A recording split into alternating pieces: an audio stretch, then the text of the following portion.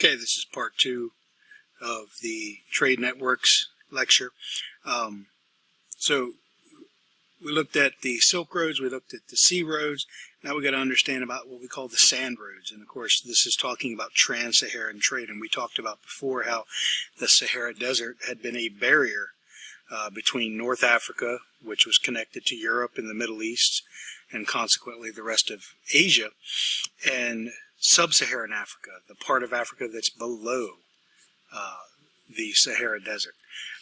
So the camel is the big thing, big breakthrough here. 100 BCE, the camel is introduced, and now you have these huge caravans of camels, an animal which can go 10 days without water, able to traverse the desert.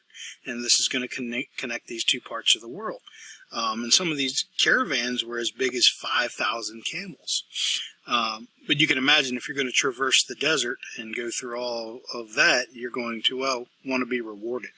And so some of the most valuable things around, gold, salt, and slaves, were the main commodities that were traded. But some of the things that came from sub-Saharan Africa was like ivory from the tusks of elephants, cola nuts, and of course slaves as well. So a lot of those wealthy empires, Ghana, Mali, the Hausa tribe, they were all monarchies that became wealthy, became powerful because of trade. Interestingly, at first, when all of this really gets going, the slaves in West Africa had all been women. There were no male slaves. Males might be put to work as like state officials, craftsmen, miners, or something, but for the most part, it was only female slaves early on. So the sand roads are important for not just Africa, but to connect all of Africa to the rest of the world. So instead of just North Africa and East Africa, now West Africa, Southwestern Africa are all connected and part of this grand trade network. Now we shift over to, real briefly, the Americas. And I know we haven't spent a lot of time on the Americas to this point in class, but we will be looking at them there. So geography is the big problem here.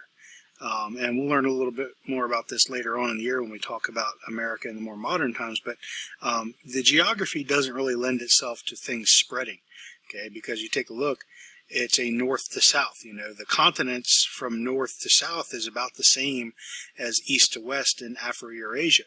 But north to south, you're going across different climates, different vegetation zones.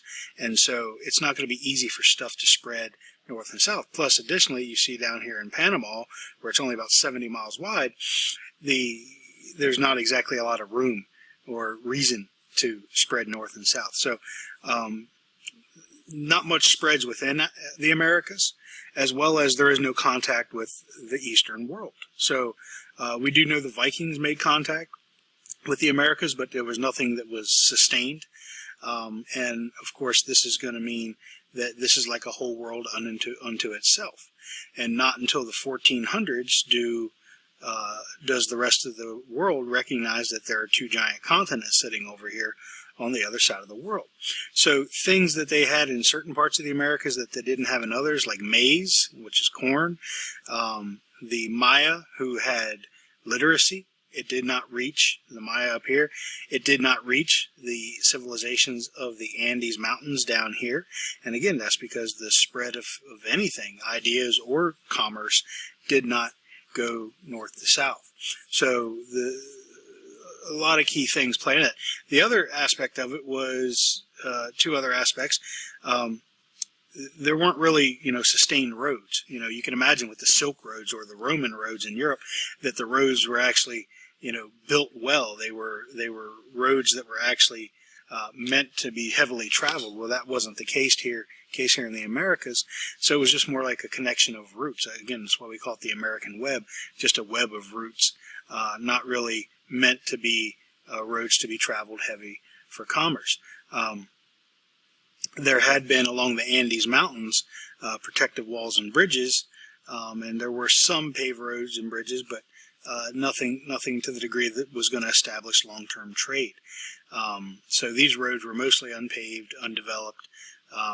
You really had to hire a guide if you were traveling through a lot of these areas because it was pretty dangerous traveling along the Andes Mountains, where some of these roads were cut out of the side of a mountain.